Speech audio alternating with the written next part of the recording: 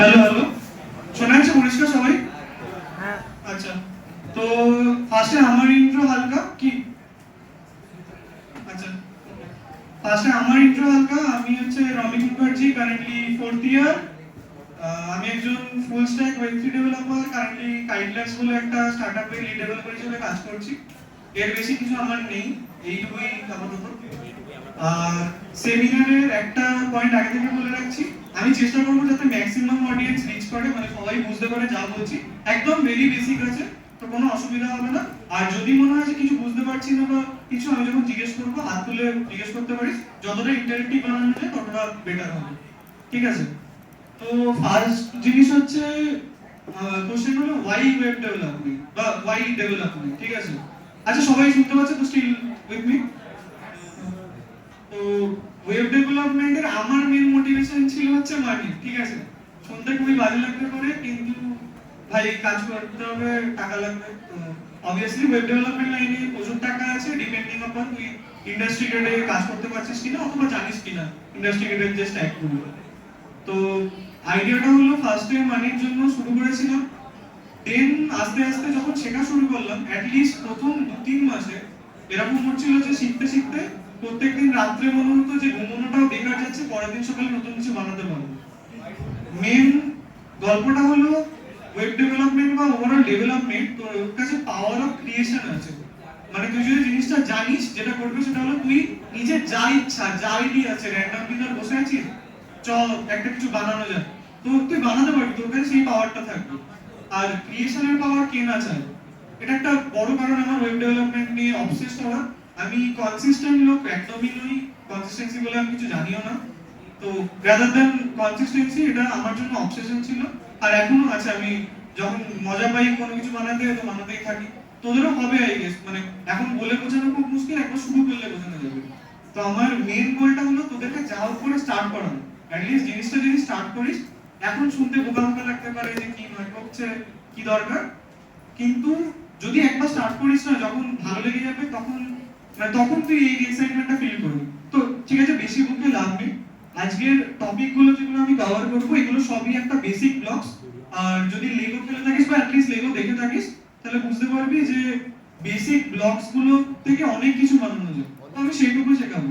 তারপরে higher version কৃষ্ণেন্দুদা আছে, কৃষ্ণেন্দুদা শেখাবে। ফ্রন্ট এন্ডের কিছুটা পার্ট প্রিয়াংশু বলবে শেষের দিকে। তো আমি তোদের মেইনলি বিল্ডিং ব্লকস গুলো বলছি। ফার্স্ট টপিক হচ্ছে নেটওয়ার্ক, দেন প্রোটোকলস, তারপরে আইপিএন ডোমেইন, তারপরে ক্লায়েন্ট সার্ভার আর্কিটেকচার কিভাবে কাজ করে, এগুলো তোদের হয়তো পড়াতেও থাকবে। কিন্তু আমি যেটা করতে চাইছি সেটা হলো ওভারঅল আইডিয়াটা, পুরো ফ্লোটা কিভাবে কাজ করে। একটা এন্ড টু এন্ড প্রোডাকশনে একটা ডেভেলপমেন্ট ওয়েবসাইট বা একটা ইঞ্জিনিয়ার কি বানায়, কিভাবে পুরো কোম্পানিটা চালায়, ওয়েবসাইট বা একটা সার্ভিস। ওয়েব ডেভেলপমেন্ট শুধু কিন্তু ওয়েবেই সীমাবদ্ধ নেই, ব্যাকএন্ড সার্ভিসেস গুলো অনেক জায়গায় লাগে। তো ডেইলি লাইফে যা টেকনোলজি ইউজ করিস মোস্টলি ইন্টারনেট বেস, সবই ব্যাকএন্ড আছে। তার বাদে এইচটিটিপি প্রোটোকল, যেটা একদম প্রাইমারি জিনিস ওয়েব ডেভেলপমেন্টে। আর দেন আমরা একটা ছোট্ট টু ডু ব্যাকএন্ড বা টু ডু একটা অ্যাপের ব্যাকএন্ড কিরকম দেখতে হয়, তোরাই সেটা বানাবি, আমি বানাবো না, আমি জাস্ট র্যান্ডমলি জিজ্ঞেস করতে থাকবো সবাইকে। আর লাস্টে প্রিয়াংশু বলবে ফ্রন্ট এন্ডের পোরশনটা কিরকম দেখতে হয় ক্লায়েন্টে। ঠিক আছে, বেশি আর ওকে লাভ নেই, আমি নেটওয়ার্ক দিয়ে শুরু করছি, ঠিক আছে? আমাকে এটা আগে মুছতে দে, আমি একটা ছোট্ট আঁকা, ঠিক আছে? আর যদি ভুলে যাই আমি কোনো টপিক, আমাকে মনে করিয়ে দিস, এটা মনে রাখ কি কি লাইন লিখেছি, ঠিক আছে? হিউজ চান্স আছে আমি ভুলে যাবো। আচ্ছা, আমি কয়েকটা সার্কেল আনছি এখানে, কারণটা পরে বলছি। আচ্ছা, এখানে যে সার্কেল গুলো এঁকেছি আমি, মাঝখানে একটা ডায়মন্ড শেপ, দেখতে খুবই বোকা বোকা, আমি আঁকতে পারি না। হ্যাঁ, কেউ কিছু বলছিস? আচ্ছা, তো এই সার্কেল গুলো ধরে নে এক একটা কম্পিউটার, ঠিক আছে? তোদের এখানে সবার কাছে কম্পিউটার অ্যাভেলেবল আছে। লেটস সে এরকম 4খানা কম্পিউটার অ্যাভেলেবল আছে। আমি এখানে যেটা বোঝাতে চাইছি সেটা হলো আমাদের ইন্টারনেটটা অ্যাকচুয়ালি কিভাবে কাজ করে। তো মনে হতেই পারে আমি র্যান্ডমলি এখান থেকে কম্পিউটারে মারছি, ওয়েবসাইট খুলছি, গুগল খুলছি, খুলে যাচ্ছে দেশ বিদেশের ওয়েবসাইট আর অন্যান্য সার্ভিসেস খুলছে। তো সেটা অ্যাকচুয়ালি ওয়্যার দিয়ে কানেক্টেড, বেশিরভাগ ক্ষেত্রে ওয়্যারলেসের রেঞ্জ খুবই কম, খুব বেশি দূর যায় না। মানে এখান থেকে ধর হার্ডলি ওই কত একটা বাড়ি থেকে আরেকটা বাড়ি ম্যাক্স পৌঁছাবে, আর না হলে সিমের নেটওয়ার্কটা আরো বেশি, ওটা অনেক দূর যাতায়াত করতে হবে। কিন্তু তা বাদে মেজর নেটওয়ার্ক প্রোভাইডার গুলো আমাদেরকে বেশিরভাগ তার দিয়ে কানেক্টেড। মানে ধর এইটার সাথে এটা কানেক্টেড, এরকম করে যদি আমি ধরি এটা একটা সেন্ট্রাল হাব, ইন্টারনেট প্রোভাইডার, আর তোদের চারজনের বাড়িতে চারটে কম্পিউটার আছে, তো চারটে কম্পিউটার অ্যাকচুয়ালি ওই মেইন ডায়মন্ড বা ইন্টারনেট প্রোভাইডারের একটা কম্পিউটার আছে তাতে কানেক্ট হচ্ছে। ওরা ওখান থেকে কি করছে, ওই যে ডায়মন্ড শেপের একটা কম্পিউটার, তার থেকে আরো দেশ বিদেশে আরো বড় লাইন, মানে লেটস আরো বড় পাইপলাইন যেখানে ডেটা পৌঁছাতে পারে সেখানে পৌঁছে দিচ্ছে। ঠিক আছে, আলটিমেট গল্পটা হলো তুই যাতে ওখানে থ্রুতে বাকি সবার সাথে কানেক্ট করতে পারিস। মানে তুই যে ইন্টারনেট প্রোভাইডারটা পাচ্ছিস সেই ইন্টারনেট প্রোভাইডারের কাছে তুই তোর ডেটা পাঠাচ্ছিস, সেই ডেটাটা কোনোভাবে আরেকটা বড় পাইপলাইন দিয়ে অন্য দেশের কারোর একটা আরো ইন্টারনেট প্রোভাইডারের কাছে পৌঁছাচ্ছে, সেই ইন্টারনেট প্রোভাইডার আবার তার কম্পিউটারে পাঠাচ্ছে। এইভাবে তোদের মধ্যে কানেকশনটা হচ্ছে। তো অ্যাকচুয়ালি ইন্টারনেটটা হলো পুরো একটা কম্পিউটারের সেট যেখানে সবাই সবার সাথে কানেক্টেড কোনো না কোনো ভাবে। আচ্ছা, এতে কারোর কোনো প্রশ্ন আছে, এনি কনফিউশন থাকলে হাত তোল, কোনো অসুবিধা নেই, ইন্টারেক্টিভ হলে ভালো লাগবে। কারোর কনফিউশন আছে কোনো? হ্যাঁ বা না বলে দে ভাই। আচ্ছা ঠিক আছে, এটা খুবই বেসিক জিনিস, আমি একদম বেসিক জিনিসই বলছি, অসুবিধা হয়তো হবে না। তারপরে আমি আসবো ইন্টারনেট, যদি আইডিয়া একটু ক্লিয়ার হয়ে থাকে যে আমরা কিভাবে জেনারেলি কথা বলি বা ইন্টারনেটটা অ্যাক্সেস করছি। তারপরে আসছে প্রোটোকল। প্রোটোকল জিনিসটা কি? প্রোটোকল হচ্ছে আমাদের ধরে নিয়ে আগেকার দিনে অনেকগুলো মানে দেশ বিদেশ ভাগের ছিল, মানে অন্যান্য রাজ্য ছিল, মানে রাজা মহারাজাদের আমল ছিল যখন, তখন যে ঘটনাটা ঘটতো সেটা হলো তুই দুটো দেশের কালচার বা দুটো রাজ্যের কালচার কমপ্লিটলি আলাদা, রাইট?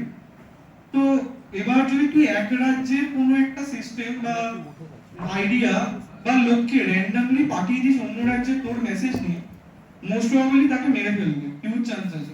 ঠিক আছে, এই আইডিয়াটা সবার আছে আশা করি, যে র্যান্ডমলি যদি কেউ যাতায়াত করতো তখনকার দিনে তো মরে যাওয়ার চান্স খুবই বেশি, কারণ বাইরের লোক আর অন্য রাজা মেনে নেবে না যে কেন এসছে।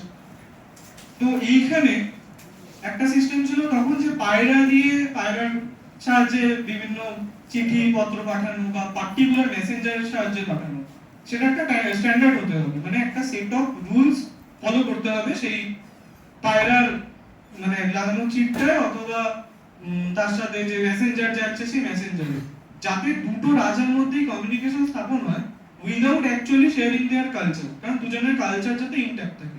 তো সেরকম আমাদের কাছেও বিভিন্ন টাইপ অফ মেশিন আছে, যেমন ধর এখানে উইন্ডোজ আছে, কোথাও উইন্ডোজ 10, কোথাও উইন্ডোজ 11, আমাদের মোবাইলে অ্যান্ড্রয়েড অথবা কারোর লিনাক্স পর্যন্ত চলছে। তো ব্যাপারটা হলো এদের মধ্যে যে কমিউনিকেশনটা হবে, এদের কালচার আলাদা, ডাইরেক্ট কমিউনিকেশন পসিবল না। অথবা ক্লায়েন্ট আর সার্ভার দুটো কমপ্লিটলি আলাদা জিনিস, তাদের মধ্যে কমিউনিকেশন করতে গেলে একটা সেট অফ রুলস লাগবে, সেগুলোকে আমরা অ্যাকচুয়ালি প্রোটোকল বলে থাকি। ঠিক আছে, প্রোটোকল হচ্ছে nothing but set of rules. তো এরকম অনেকগুলো প্রোটোকল আছে, তোরা মোস্ট প্রবাবলি তার মধ্যে শুনেছিস HTTP এর নাম, আর HTTP বাদে খুব একটা ফেমাস প্রোটোকলের নাম তোরা হয়তো শুনিস না, তাও বলে রাখি, FTP আছে, SMTP আছে, কিছু প্রোটোকল ইমেল পাঠায়, TCP আছে, UDP আছে। কেউ যদি গেম খেলে থাকে হালকা শুনে থাকবি TCP UDP এর কথা, মোস্ট প্রবাবলি পোর্টের ওপেনের কথা। তো প্রোটোকল আমরা জেনারেলি মেনে চলি সব জায়গায়, প্রোটোকল মানলে তবেই আমরা কমিউনিকেট করতে পারবো বিভিন্ন মেশিনগুলোর সাথে। আচ্ছা, তো প্রোটোকলে কারোর কোনো কোশ্চেন, কোনো কনফিউশন? সবাই হ্যাঁ না না শুনলে বলে দে, কোনো অসুবিধা নেই, কিন্তু মানে আমি বলছি জাস্ট শুন। বিল্ডিং ব্লকস বোরিং লাগতে পারে, বাট ওভারঅল সবকটা যখন কানেক্ট হবে তখন দেখবি ব্যাপারটা ক্লিয়ার হয়ে গেছে। অ্যাট লিস্ট স্টার্ট কর, আর যদি জেনে থাকিস তাহলে ভেরি গুড, জাস্ট তাহলে অসুবিধা নেই, কথা শুনতে হবে। তারপরে আমরা আসবো ক্লায়েন্ট সার্ভার আর্কিটেকচার। তো ক্লায়েন্ট সার্ভার আর্কিটেকচার জন্য আমি আবার আনতে চলেছি আমার বাজে আপা।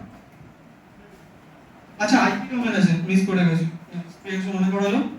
আইপি আর ডোমেন, আমরা আইপি বলতে কি বোঝাই? আইপি অ্যাড্রেস বলি জেনারেলি, ঠিক আছে?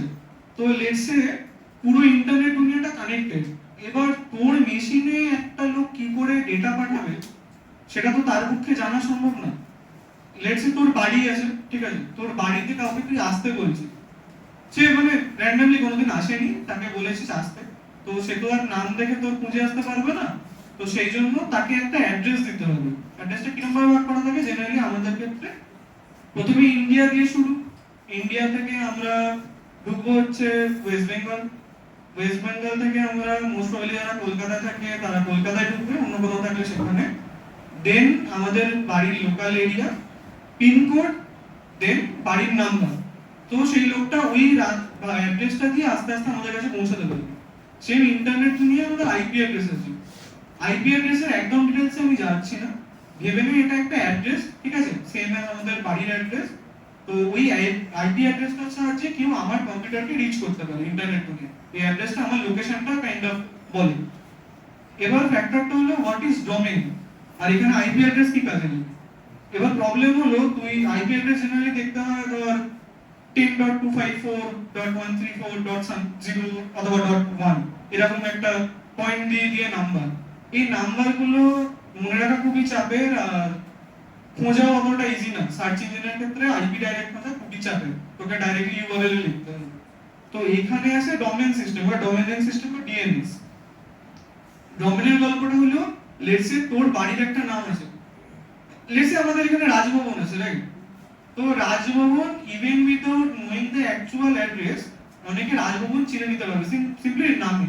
তো ডোমেইন সিস্টেমের উদ্দেশ্যটা হলো যে সিম্পলি নামটা বলবো, নামের সাথে কোথাও একটা কোনো বইতে লেটস সে একটা ডিকশনারিতে লেখা আছে যে এই নামে এই আইপি অ্যাড্রেসটা আছে।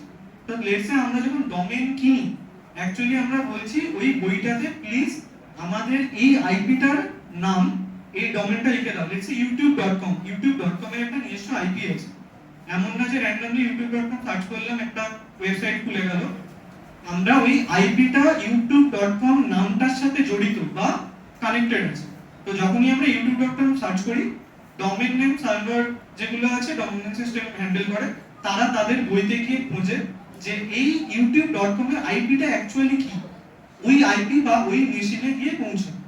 এবার এটা অ্যাকচুয়ালি ক্লিয়ার হবে ক্লায়েন্ট সার্ভার আর্কিটেকচারে যে কিভাবে পৌঁছায় না পৌঁছায়। আচ্ছা, ডোমেইন সিস্টেম বা আইপি নিয়ে কোনো প্রবলেম কারণ? আচ্ছা ঠিক আছে। আচ্ছা সবাই শুনছিস তো? আমি একটু আচ্ছা ঠিক আছে। এরপরে হচ্ছে ক্লায়েন্ট সার্ভার আর্কিটেকচার, আচ্ছা যেটা আমি আমার মাঝে আঁকা আবার আঁকতে যাচ্ছি।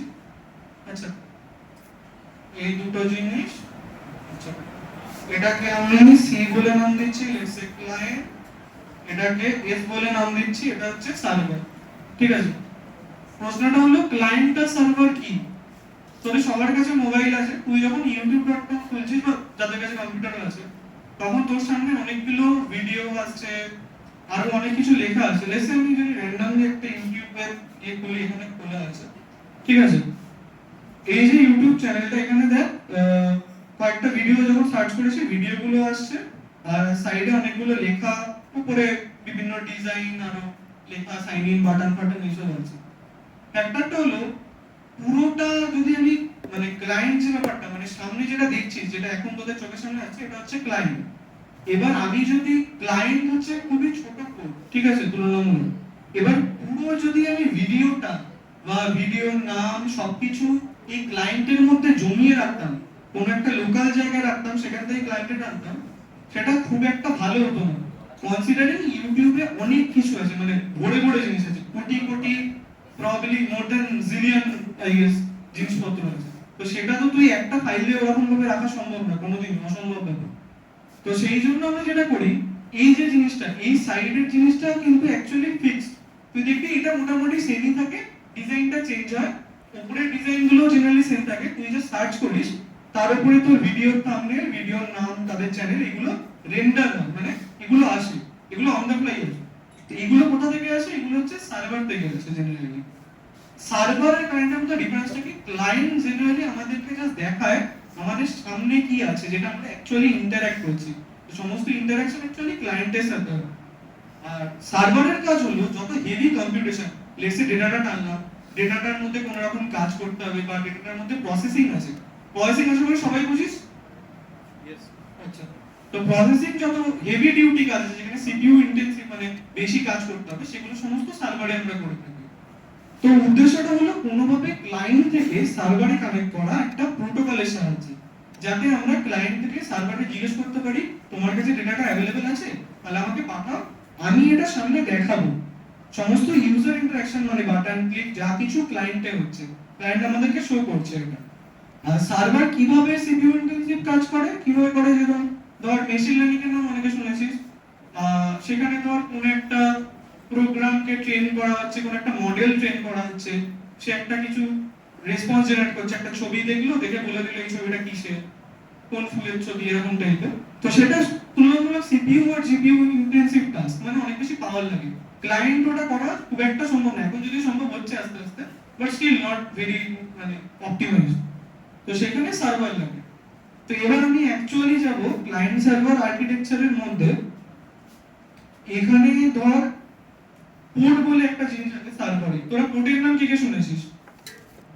আচ্ছা, খুবই কম লোক, বাকিরা কেউ পোর্ট কথাটা শুনিসনি? পিওআরটি পোর্ট, ইয়েস। আচ্ছা, অনেকেই শুনেছে। তো পোর্টের গল্পটা হলো, ভাব আমাদের বাড়ি কেউ পৌঁছে গেছে, এবার তোর যে সিপিইউ ইন্টেনসিভ টাস্ক, মানে যেগুলো ঘটছে, যেগুলো আমরা অ্যাকচুয়ালি দরকার, সেখানে আমরা লেটসে বলছি ফাংশন। ফাংশন কি না হতে পারে কোনো একটা বিশাল বড় নাম্বারকে কনভার্ট করা, অথবা ওই মডেলটা ট্রেন করা, এগুলো সিপিইউ ইন্টেনসিভ টাস্ক বা জিপিইউ ইন্টেনসিভ টাস্ক। তো এই পোর্ট হচ্ছে আমাদের দরজা, লেটসে বাড়িতে অনেকগুলো ঘর আছে। এবার প্রশ্ন হলো, তুই র্যান্ডমলি পুরো বাড়িটাতে তো আর কাজ করা হচ্ছে না, প্রবাবলি একটা জায়গায় কাজটা করা হচ্ছে, মানে একটা পার্টিকুলার ঘরে কেউ একটা কাজ করছে। তো তুই আসবি বাড়িতে, এসে তোকে বুঝতে হবে যে কোন পোর্টে বা কোন দরজায় বা কোন ঘরে আমাকে ঢুকতে হবে। সেই ঘরে তুই ঢুকে দেখলি যে লেটস একটা রান্না চলছে, ঠিক আছে, একটা কুকিং হোটেলে একটা পার্টিকুলার দরজায় তুই যে মোমেন্টে ঢুকবি, সেখানে গিয়ে দেখবি রান্না চলছে ভালোভাবে। তো তুই বুঝলি ভাই, হ্যাঁ এখানে এসে আমাকে বলতে হবে যে এখানে মেইন কাজটা চলছে। তো পোর্টটা তাই, মানে লেটস সে তোর আইপিটার কথা বললাম শুরুতে, লেটস সে 10.254.34.0, এটা একটা আইপি। আইপির কনসেপ্ট এখনো মনে আছে, যেটা বলেছিলাম? Clear clear everyone? আচ্ছা, তো সেখানে আমি ওটার পরে একটা কোলন মতো দিই, কোলনের পাশে লিখি ধর 3000 হতে পারে, 8080 হতে পারে। তো এগুলো হচ্ছে পোর্ট নাম্বার। বা আমি পুরো মেশিনটা, আমি যদি এখানে ধর একটা মেশিন মতো আঁকি, চেষ্টা করছি, ঠিক আছে, এখানে ধর একটা পুরো একটা সার্ভার আছে, এখানে একটা পোর্ট আছে, এখানে একটা পোর্ট আছে, এরকম করে অনেকগুলো পোর্ট আছে। এইখানের পোর্টটার নাম লেটস সে 3000, ঠিক আছে, আর নিচের পোর্টটার নাম হচ্ছে 88। মানে তুই এই মেশিনে অ্যাকচুয়ালি কিন্তু দুটো তিনটে সার্ভার রান করতে পারবে, বা মোর দ্যান দ্যাট। তো তুই সিম্পলি কি করলি, তোর যে সার্ভারে ঢুকতে হবে বা যে রান্নাঘরে ঢুকতে হবে, তুই সিম্পলি সেখানে এসে এটাকে মেনশন করবি, মানে তোর আইপিটা লিখবি, কোলন দিবি, 3000 বা 8080 যদি লিখিস, মানে সিম্পলি আমি যদি লিখে দেখাই তোকে, এরকম ভাবে জিনিসটা লিখতে হবে, 254.16.0। এটা হচ্ছে আমাদের আইপিটা, মানে এই বাড়ির অ্যাড্রেসে গেছিস, এই বাড়ির অ্যাড্রেসের পরে তুই সিম্পলি এখানে যদি মেনশন করিস 3000, তাহলে তুই পার্টিকুলার ঘর যেখানে তোর ফাংশনটা, দরকারি ফাংশনটা অ্যাভেলেবল আছে, যে কাজটা অ্যাভেলেবল আছে, সেটা করতে পারবি। এই পর্যন্ত সবাই ক্লিয়ার আছে? কি ফলো করতে পারছিস তো? পেছনে পেছনে? আচ্ছা, ঠিক আছে। আমি পেছন নিয়ে বেশি কনসার্ন, কারণ সামনের লোকজন আমি দেখতে পাচ্ছি কিন্তু পেছনের লোকজন দেখা যাচ্ছে না। আচ্ছা, তো মেন গল্পটা হলো, এই পোর্টে গিয়ে তুই কিছু ফাংশন অ্যাভেলেবল পাবি, আর সেই ফাংশনগুলোকে তুই অ্যাক্সেস করতে পারবি একটা সার্ভারে। তো আপাতত ক্লায়েন্ট সার্ভার আর্কিটেকচার আমি এইটুকু বললাম। এই পুরোটা আবার ক্লিয়ার হবে নেক্সট স্টেপে, যখন আমি এইচটিটিপি বলবো। আর এইটা সবথেকে দরকারি ফেজ, কারণ আমরা বেশিরভাগ ক্ষেত্রে ওয়েব ডেভেলপমেন্টে এইচটিটিপি ইউজ করব। তুই ইউটিউব দেখছিস, আরো যত ওয়েবসাইট দেখছিস, বেশিরভাগ এইচটিটিপি ইউজ করব, আর এটা সবথেকে প্রাইমারি মডেল বলা চলে। আচ্ছা, এইচটিটিপির গল্পটা হলো, আমাদের এইচটিটিপি হচ্ছে একটা প্রোটোকল, মানে একটা সেট অফ রুলস আছে ওখানে, সবাই যে রেসপন্স করিস হ্যাঁ বা না, ঠিক আছে, যখন হালকা কোশ্চেন করছি তাহলে বুঝতে পারবো ফিডব্যাক আসছে। তো এই সেট অফ প্রোটোকলসে আমাদের মেইনলি চারখানা প্রাইমারি মেথড আছে। কি কি মেথড? একটা হচ্ছে গেট, সবাই শুনতে পাচ্ছিস? ক্লিয়ার? Get method. আচ্ছা, গেট মেথড কি করতে পারে, এনি আইডিয়া? সার্ভার থেকে ডেটা ফেচ করতে পারে। বাকি সবাই বুঝতে পারছিস সার্ভার থেকে ডেটা ফেচ করার মানে কি? বললো না, বুঝতে পারলে বল, কোনো অসুবিধা নেই, একদম জিরো নলেজ থাকলে ভালো। অ্যাকচুয়ালি এনিওয়ান সবার ক্লিয়ার? আচ্ছা, তারপরে পোস্ট। পোস্ট মেথড কি করতে পারে, এনি আইডিয়া? আচ্ছা, তো পোস্ট মেথড অ্যাকচুয়ালি করে যেটা, সেটা হলো আমাদের কিছু ডেটা, লেটস আমি কিছু ক্রিয়েট করতে চাইছি, মানে তুই ধর ইউটিউবে বানালি একটা ভিডিও, তুই ইউটিউবে সেটা পোস্ট করছিস, তো তুই কিভাবে ইউটিউবে পোস্ট করবি? মানে জেনারেলি তুই ভিডিওটা নিলি, ফাইলটা একটা ডেটা, তো লেটস সে সেই ডেটাটাকে আমি ক্লায়েন্টের থ্রু একটা সার্ভারে পাঠালাম। এখানে আমি বলছি আমার কিছু লাগবে না, তুমি জাস্ট এই ভিডিওটা নাও আর এটাকে কোনোভাবে ক্রিয়েট করো, সেটা তোমার ডেটাবেসে হতে পারে বা কিছু ডেটাবেসে আমি পরে আসছি আস্তে আস্তে। কিন্তু ভিডিও ক্রিয়েশন বা কিছু ক্রিয়েশনের জন্য আমরা জেনারেলি পোস্ট রিকোয়েস্ট ইউজ করে থাকি, ঠিক আছে? এগুলো আমি পরে আস্তে আস্তে ক্লিয়ার করছি আরো এক্সাম্পল। তারপরে হচ্ছে পুট। পুট জেনারেলি আমরা আচ্ছা এখনো পর্যন্ত আমি কটা মেথড বলেছি? দুটো, গেট আর পোস্ট। পুট মেথড হচ্ছে আমাদের কোনো কিছু আপডেট করতে হলে, লেটস সে তুই একটা ভিডিও ছেড়েছিলিস, তোর হঠাৎ করে মনে হয়েছে ইউটিউবে ভিডিওটা তো ছাড়লাম, আমার থাম্বনেলটা ভালো লাগছে না আর টাইটেলটা ভাবছি চেঞ্জ করব, এডিট করতেই বলেছি, তো তখন কি তুই আবার কিছু নতুন করে ভিডিওটা ক্রিয়েট করবি? সেটা কি ফিজিবল? কি মনে হয়? একদমই ফিজিবল না। তো সেখানে আমি যাব, অ্যাকচুয়ালি একটা পুট রিকোয়েস্ট পাঠাবো, সেই রিকোয়েস্টের মধ্যে নতুন টাইটেল আর নতুন থাম্বনেলটা পাঠাবো। এটা পাঠালে ইউটিউব কি করবে? ইউটিউবের সার্ভার বুঝবে আচ্ছা ও আমাকে এটাকে চেঞ্জ করতে বলেছে নাকি ক্রিয়েট করতে, তো তখন ও সিম্পলি পুরোনো ডেটাটাকে নেবে, নিয়ে আপডেট করে দেবে নতুন জিনিসগুলো। তো আমাদের আপাতত তিনটে হলো, গেট যেটা দিয়ে আমরা সবকিছু নিতে পারি সার্ভার থেকে, কল করলেই ও আমাকে ডেটাটা দিয়ে দেবে যেটা আমি চাইছি, এটার মধ্যে কিছু পাঠাই না আমরা জেনারেলি, মানে হেভি কোনো পেলোড বা কোনো ডেটা পাঠাই না। সেকেন্ড হচ্ছে পোস্ট, যেটা আমাদের ক্রিয়েশন করতে সাহায্য করে, ঠিক আছে?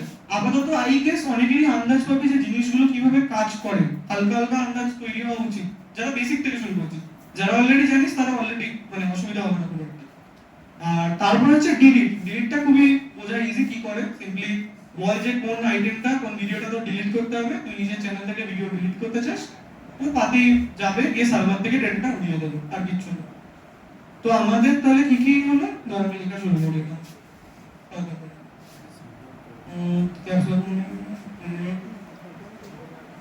পোস্ট পুট আর হচ্ছে ডিলিট, এই চারটে দিয়ে আমরা মোটামুটি মেজর বেশিরভাগ অ্যাপ্লিকেশন বানাতে পারবো। তোরা ভাবতে শুরু করতে পারিস আরামসে যে এটা দিয়ে কি কি বানানো যেতে পারে। কিন্তু ফ্যাক্টরটা হলো যে শুধু তো এরকম র্যান্ডমলি গেট কল হবে না, একটা ক্লায়েন্ট সাইডে একটা ফাংশনাবল থাকে ফেচ বলে, তো তুই ওই ফাংশনটার মধ্যে সিম্পলি লিখিস যে কোন ডোমেইন বা আইপি তে যাব, গিয়ে আমি এখানে কি মেথডে পাঠাবো, মানে যদি গেট পাঠাই গেট, পোস্ট পাঠাই পোস্ট, বাকি যে কোনো চারটের মধ্যে যে কোনো একটা মেথড, ও সিম্পলি এখান থেকে যাবে, ঠিক আছে? মডেলটা এইভাবে কাজ করে। তুই ক্লায়েন্ট থেকে আগে তোকে একটা রিকোয়েস্ট পাঠাতে হবে। রিকোয়েস্ট কি? ক্লায়েন্ট বলতে তুই লেটস সে একটা রেস্তোরাঁতে খেতে গেছিস, ওকে? সবাই ফলো আপ করছে? রেস্তোরাঁতে খেতে গিয়ে তোর এই একটা পার্টিকুলার খাবার চাই, লেটস সে তুই বিরিয়ানি চাস, তো ওয়েটার এসছে, তুই ওয়েটারকে বললি আমি তোমার ক্লায়েন্ট, রেস্টুরেন্টের ক্লায়েন্ট অবভিয়াসলি তুই, তো সেখানে বললি আমরা বিরিয়ানি চাই। ওয়েটারটা হচ্ছে অ্যাকচুয়ালি এখানে এপিআই কে আমি বলছি, ও যাবে হচ্ছে ওই কিচেনটায়, যে কিচেনের কথা আমি এতক্ষণ বলছিলাম, ও ওই কিচেনটায় যাবে, গিয়ে খুঁজবে কোথায় ওই রান্নাটা হচ্ছে, যেখানে কোডটা মেনশন করা আছে, অবভিয়াসলি তুই কোডটা মেনশন করে দিবি, যদি না তোর কাছে অলরেডি ডোমেইন দেওয়া থাকে, তুই ডোমেইনে কিন্তু বলে রাখতে পারিস যে কোন আইপি অ্যাড্রেস আর কোন কোড, যদি ওটা অ্যাভেলেবল না থাকে তুই সিম্পলি আইপি অ্যাড্রেস আর কোডটা মেনশন করলে ওই ওয়েটার বুঝে যাবে যে কোন কিচেনে যেতে হবে। ও কিচেনে যাবে, গিয়ে যেটা করবে সেটা হলো কিচেনের লোককে বলবে দাদা আমাকে বলেছে বিরিয়ানি আনতে, ঠিক আছে? তো বিরিয়ানি আনার জন্য মানে কিছু আনতে বলেছিস, মানে তুই গেট রিকোয়েস্ট বলছিস, মানে গেট মিস আনতে। তো সেই গেট রিকোয়েস্ট অনুযায়ী ওয়েটার বললো বিরিয়ানি আনতে, ওরা বিরিয়ানি তৈরি করলো বা কিছু করলো, বা বিরিয়ানি ওদের কাছে অলরেডি বানানো ছিল, ওই বিরিয়ানিটা ও দিল ওয়েটারকে। ওয়েটার তোকে একটা রেসপন্স দেবে, তুই একটা রিকোয়েস্ট করেছিলিস ওয়েটারকে, let's say not order, request ধরে নিচ্ছি, সেই রিকোয়েস্টটা ওয়েটার গেল সার্ভারের কাছে বা কিচেনের কাছে, কিচেন থেকে ওই বিরিয়ানিটা নিয়ে এসে তোকে দিল, মানে তোর রিকোয়েস্টের একটা রেসপন্স। তো আমি এটাকে যদি লিখি এখানে, এটা যদি রিকোয়েস্ট হয়, তো সার্ভার বা ওই কিচেন থেকে ওয়েটার একটা রেসপন্স নিয়ে এলো, কি রেসপন্স? না একটা গেট কলের রেসপন্স। তো ফার্স্টের এই রিকোয়েস্ট অ্যাকচুয়ালি গেট রিকোয়েস্ট ছিল। তো গেট রিকোয়েস্টে আই গেস সবার ক্লিয়ার হয়েছে যে মানে গেট রিকোয়েস্টে কি করছে জেনারেলি। আর ইউটিউবের ক্ষেত্রে বলে রাখি, ইউটিউবের ক্ষেত্রে let's say follow real example, তুই ইউটিউবে এখানে যে পেজটা দেখাচ্ছে না, এই সাইডের বাঁ দিকেরটা বাদে, মানে এই বাঁ দিকের সেকশনের উপরের সেকশনটা বাদে যেখানে ক্লায়েন্ট আছে, এখানে যে ভিডিওগুলো অ্যাভেলেবল আছে, এগুলো অ্যাকচুয়ালি গেট রিকোয়েস্ট দিয়ে আছে। তুই সিম্পলি বলেছিস, তুই বলছিস যে জাভাস্ক্রিপ্ট 1 আওয়ার বলে একটা সার্চ আমি করতে চাইছি, তোমার এই রিলেটেড কোনো ডেটা আছে, আমাকে প্লিজ এনে দাও। তুই সেটা গেট রিকোয়েস্টে বলে দিচ্ছিস। তো ও কি করেছে, সার্ভার থেকে যা খুঁজে পেয়েছে কাছাকাছি, এটা কোয়াইট ফেমাস, তো টপে আছে, আগে পেয়েছে ওটা খুঁজে। তো ও সেই ডেটাগুলো নিয়ে এসে তোর ক্লায়েন্টকে এখানে দিয়ে দিয়েছে, আর তোর ক্লায়েন্ট এখানে সেই ডেটাটা শো করছে। তো এটা হচ্ছে অ্যাকচুয়ালি গেট রিকোয়েস্টের কাজ। আর তারপরে যদি তোর পোস্ট রিকোয়েস্ট হয়, পোস্ট রিকোয়েস্টের কাজ হলো আমাদের, ধর তুই সিম্পলি বিরিয়ানি তো এখানে বানাচ্ছিস না, তুই এবার বলছিস ধর আমাকে এই নতুন একটা জিনিস বানিয়ে দিতে হবে, আমার কাছে একটা আইডিয়া আছে, মানে লেটস সে তোর একটা পার্টিকুলার আঁকার আইডিয়া আছে, তুই বলছিস এই আঁকাটা কেউ একজন বানাতে পারে, ঠিক আছে? তো তুই আঁকার যে ডেটাটা সাথে পাঠালি, বললি আঁকাটা এঁকে দাও, এটা একটা অন্য জায়গায় একটা লেটস সে আর্টিস্টদের, তুই সিম্পলি আঁকার ডেটাটা পাঠিয়েছিস। এখানে তুই কিছু চাইছিস না যেটা অ্যাভেলেবল, ওর কাছে কিন্তু তোর আঁকাটা ছিল না আগে থেকে, তুই ওই আঁকার ডেটাটা পোস্ট রিকোয়েস্টে পাঠিয়ে বলছিস সেটা ক্রিয়েট করো ওখানে। তো সেই আঁকাটা ক্রিয়েট করে ও কি করলো, তোর দেয়ালে টাঙিয়ে দিল, মানে ওর ডেটাবেস বা ওর কাছে যা আছে যেখানে ডেটা ও স্টোর করে সেখানে রেখে দিচ্ছে। তো এটা পোস্ট রিকোয়েস্টের কাজ। আচ্ছা, এখনো পর্যন্ত সবাই ফলো করতে পারছে? আচ্ছা, একটা কথা বল, যারা একদম নতুন, ঠিক আছে, মানে এই সম্পর্কে আইডিয়া ছিল না, তাদের মাথায় কিছু আইডিয়া আছে যে কোনো একটা ওয়েবসাইট কিভাবে আমরা বানাতে পারি, এনি আইডিয়া? আমি শেষের দিকে র্যান্ডম আইডিয়া জিজ্ঞেস করবো, যদি কারোর কাছে ভালো আইডিয়া থাকে বল, নিজেরাই বানাবি, বানিয়ে সেটা যদি বিজনেস রিলেটেড হয় আরো বল ফাটাফাটি। আচ্ছা, এরপরে হচ্ছে আমাদের পুট রিকোয়েস্ট। পুট রিকোয়েস্ট হচ্ছে ধর অবভিয়াসলি তুই ইউটিউবে ভিডিওটা ক্রিয়েট করেছিস, তুই চাইছিস যখন টাইটেল আপডেট করছে, তুই তো সার্ভারকে পুট রিকোয়েস্ট পাঠালি, পাঠিয়ে বললি, মানে ধর প্রোগ্রামিং উইথ মস এর চ্যানেল, তো তো এর চ্যানেলে এর মনে হয়েছে আমি ওই টাইটেলটা চেঞ্জ করব, এই ইউটিউব সার্ভারে একটা পোস্ট পুট রিকোয়েস্ট পাঠাবে, ঠিক আছে, ইউটি পুট। তো ওই পুট রিকোয়েস্টে ও বলবে যে আমার let's say JavaScript tutorial for beginners না বলে ওটার নামটা জাভাস্ক্রিপ্ট টিউটোরিয়াল করতে চাই, তাহলে ওকে এই ডেটাটা পাঠাতে হবে যে জাভাস্ক্রিপ্ট টিউটোরিয়াল, এই কথাটাও ডেটা হিসেবে পাঠাবে, আর বলবে আপডেট করতে, ওর সেটা ব্যাকএন্ডে বা ডেটাবেসে বা ডেটা যেখানে স্টোর করছে সেটা অটোমেটিক আপডেট হয়ে যাবে। তো ও যদি আপডেট করে দেয়, আমরা যখন নেক্সট টাইম সার্চ করবো আমরা কি দেখবো, টাইটেলটা কি থাকবে, একদম, তাহলে বাকি জিনিসটা চেঞ্জ হয়ে যাবে, তাই তো? আর যদি থাম্বনেল চেঞ্জ করতে দেয় তো সেটাও চেঞ্জ করতে পারে। তো গেট রিকোয়েস্টে জেনারেলি আমরা বডি পাঠাই না, মানে একটা কোনো বড় ডেটা পাঠাই না, কিন্তু পোস্ট আর পুটে পাঠাই, কারণ পোস্টে অবভিয়াসলি ক্রিয়েশন হচ্ছে আর পুটে চেঞ্জ হচ্ছে। আর ডিলিটেও সিম্পলি ডিলিট করতে চাইলে এটা একটা ডিলিট রিকোয়েস্ট পাঠাবে, বলবে উড়িয়ে দাও, আমরা নেক্সট টাইম যখন সার্চ করবো ওর ভিডিওটা এখানে দেখতে পাবো না কোনোভাবেই না। আচ্ছা, এবার আমি অ্যাকচুয়ালি এখানে আমার মেন বকা শেষ, সেশনটা খুবই বেসিকই ছিল, কিন্তু আমি বলতে পারি তুই যদি এই বেসিক সেশনটা মাথায় ঢুকে থাকে এখনো পর্যন্ত, তুই অলরেডি একটা অ্যাপ্লিকেশন বানানোর মতো আইডিয়া হয়েছে।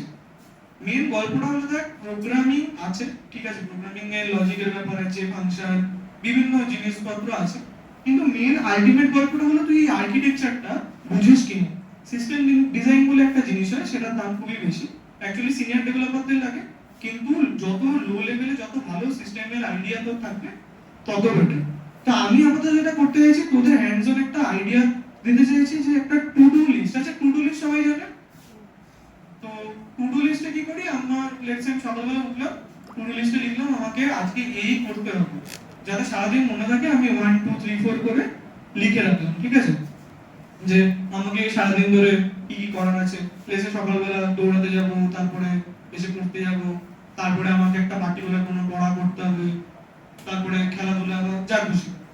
তো এরকম করে টু ডু লিস্টে কি কি করা যেতে পারে, তাহলে আমার কি কি ফাংশন লাগবে, অ্যাকচুয়ালি কি কি রুট লাগবে, মানে ধর টু ডু লিস্ট বানাতে গেলে তুই ধর একটা টু ডু লিস্টের তোর অ্যাপ্লিকেশনের একটা নাম আছে, ঠিক আছে, ধর এরকম ভাবে তোর একটা 11.12.15.0 এরকম কিছু একটা আইপি আছে, সেখানে টু ডু লিস্টের সার্ভারটা 3000 পোর্টে অ্যাভেলেবল। এটা সবাই দেখতে পাচ্ছি, যেটা যেটা লিখলাম, ক্লিয়ার দেখা যাচ্ছে সবাই পরিষ্কার? আচ্ছা, তো এই আইপি তে বা এই সার্ভারটাতে আমি যদি যাই, আমাকে টু ডু লিস্টের সমস্ত ফাংশন অ্যাভেলেবল আছে, এবার টু ডু লিস্ট বানাতে গেলে আমার কি কি ফাংশন, একটা টু ডু লিস্টে কি কি ফিচার থাকতে হবে? টাস্ক শোনা গেল না। একটা হচ্ছে টাস্ক অ্যাড করা, নতুন টাস্ক, আর কোনো টাস্ক হয়ে গেলে সেটা মার্ক করে দেওয়া। আর আপডেট করার জন্য আর গেট বুস্ট হলো। আর কিছু? আচ্ছা আমরা তাহলে কি কি বললাম? একটা টু ডু পাওয়া, খুঁজে পাওয়া অবভিয়াসলি, একটা ক্রিয়েট করা, পোস্ট রিকোয়েস্ট, আর আমাদের আপডেটও বললি। ঠিক আছে, আপডেটের জন্য কি লাগছে? আপডেটের লাগছে পুট। আপডেটের জন্য পুট লাগছে। আর কোনো ফাংশন লাগবে না আমাদের? ডিলিট লাগবে। তাহলে ডিলিট লাগবে। তাহলে আমরা আপাতত চারখানা মনে করতে পারছি, তাই তো? যে গেট, যেটা দিয়ে আমরা যে টু ডু গুলো আছে সেগুলো পেতে পারি, আর তারপর হচ্ছে পোস্ট, যেটা আমরা ক্রিয়েট করতে পারি টু ডু গুলো, আপডেট করার জন্য আমাদের পুট, আর ডিলিট করার জন্য সিম্পলি ডিলিটটা কোয়াইট ইনটুইটিভ, ওটা মানে খুব একটা না বলার কিছু নেই। আচ্ছা এবার ফ্যাক্টরটা হলো, সবাই এখনো পর্যন্ত ফলো করেছে যে টু ডু লিস্টে অ্যাকচুয়ালি কটা ফাংশন লাগলো? চারটে। পেছন দিকে? আচ্ছা, তো আমরা জেনারেলি এই রাউট গুলোকে কিভাবে লিখে থাকি, মানে ধর, আচ্ছা এগুলো আমি মুছি, অনেক কিছু লেখা আছে, এগুলো আজ মুছে পেয়েছি কারণ ছবি দেখে লাভ নেই, যদি মাথায় ঢুকে থাকে এমনি মনে থাকবে। আমি এগুলো সিম্পলি ক্লিয়ার করে দিচ্ছি, ঠিক আছে? রাউট গুলো সিম্পলি লিখে রাখছি সাইডে।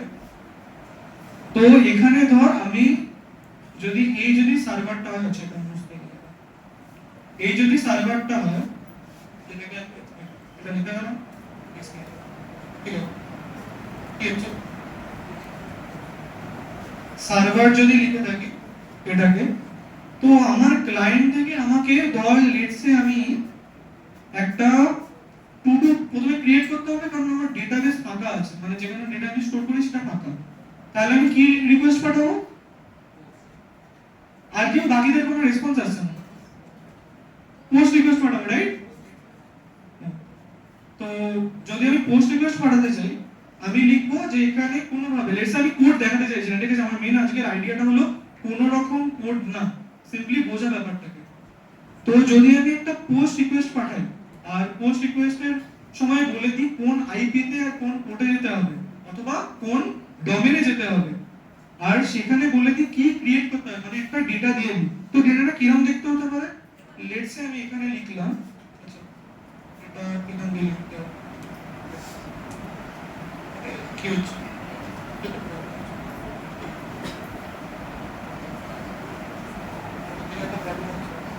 আটকে গেছে, দেখো আটকে গেছে, কি হচ্ছে? এটা নিচ্ছে না,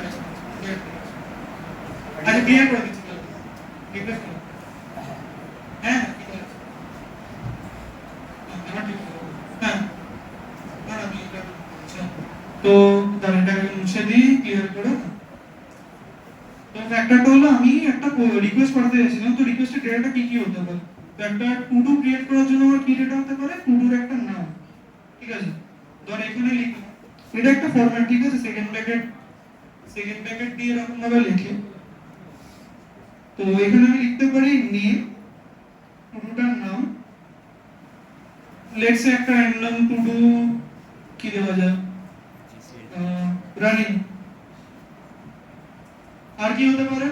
আমাদের কমা দিয়ে একটা আরেকটা নাম, যদি নামের সাথে আর ডিটেইলস পাঠানো যেতে পারে, টাইম, লেটস সে টাইম পাঠানো, টাইমে আমি লিখে দিলাম লেটস সে 10টা, ঠিক আছে? 10টার সময় দৌড়াতে যাবো। আপাতত এই দুটোই রাখছি, আমি খুব বেশি ডেটা রাখছি না, আমি জিনিসটাকে যতটা সম্ভব ক্লোজ টু বেসিক রাখতে চাইছি। তো আমরা এই যে দুটো ডেটা পাঠালাম, এটা পোস্ট রিকোয়েস্টে পাঠালে যেটা হবে সেটা হলো ও সার্ভারকে গিয়ে বলবে প্লিজ এই ডেটাটা ক্রিয়েট করো। তো সার্ভারকে গিয়ে যখন ও বলবে ডেটা ক্রিয়েট করো, সার্ভার ডেটাটা সিম্পলি ক্রিয়েট করবে, ক্রিয়েট করে ওকে একটা রেসপন্স পাঠাবে। দেখ প্রত্যেকটা রিকোয়েস্টে, ইভেন দো আমি সব রিকোয়েস্টে কিছু চাইছি না, প্রত্যেকটা রিকোয়েস্টে তোকে তো জানতে হবে যে আমি যে রিকোয়েস্টটা পাঠালাম সেটা কি আদৌ কমপ্লিট হলো, মানে সার্ভার কি আমার কথা বুঝতে পারলো। তার জন্য আমাকে ও একটা স্ট্যাটাস কোড পাবে। তোরা 404 এরর নট ফাউন্ড দেখেছিস তো? তো 404 একটা স্ট্যাটাস কোড ছিল। তো 404 কখন আসে আমি বলছি। তার আগে জেনারেলি আমরা পোস্ট রিকোয়েস্টে যখন কোনো ক্রিয়েট করি সেখানে 201 এই স্ট্যাটাস কোডটা ও আমাকে ফেরত পাঠায়, আর সাথে অনেক সময় মেসেজও পাঠিয়ে দেয় একটা যে হ্যাঁ দাদা ক্রিয়েট হয়ে গেছে, কাজ কমপ্লিট। তো যখন আমি ওটা পাই ফেরত ক্লায়েন্টকে, তখন আমি ইউজারকে শো করি যে হ্যাঁ সাকসেসফুল ক্রিয়েশনটা, কোনো অসুবিধা হয়নি। এরপরে ইউজার যখন লেটস সে ওর ক্লায়েন্ট পেজে নিজের টুলটা দেখতে চাইছে, তখন আমরা কি রিকোয়েস্ট পাঠাবো? গেট রিকোয়েস্ট পাঠাবো, একদম। বাকিরা ফলো আপ করছিস কি? বাকিরা রেসপন্স করছিস না কেন? ট্রাই টু রেসপন্স, কোনো অসুবিধা নেই তো, ভুল হলে আমাকে কি যায় আসে। আর অথবা তারা খুব ভালো লেগেছে, সেটা হতে পারে, কোনো অসুবিধা নেই, তাহলে আরো ভালো। আর যদি গেট রিকোয়েস্টে পাঠাই আমি, তাহলে ও আমাকে টু ডু যেগুলো অ্যাভেলেবেল আছে সেটা পাঠাবে। তো এখনো পর্যন্ত আমি কিন্তু একটাই টু ডু ক্রিয়েট করেছি, সেটাও শো করবে নেম হিসেবে রানিং, আর টাইম হচ্ছে আমাকে 10টা, এইটুকুই পাঠাবে। এর বাইরে কিন্তু আমাকে কিছু ফেরত পাঠাবে না যখন আমি রিকোয়েস্ট পাঠাবো। তো আমাকে তার জন্য আরো টু ডু ক্রিয়েট করতে হবে। তো তুই লিস্টে প্রত্যেকবার নাম চেঞ্জ করে করে র্যান্ডমলি সার্ভারটাকে স্প্যাম করে গেলি, টানা টানা রিকোয়েস্ট পাঠিয়ে যাচ্ছিস, আর তোর নতুন নতুন টু ডু তোর ব্যাকএন্ডে ক্রিয়েট হয়ে যাচ্ছে। আর তুই তারপরে যতবার অ্যাকচুয়ালি গেট রিকোয়েস্ট পাঠাবি যে আমার কাছে কি কি টু ডু আছে সেটা পাঠিয়ে দাও আমাকে, ও কিন্তু দেখবি একটা করে বাড়তে থাকছে।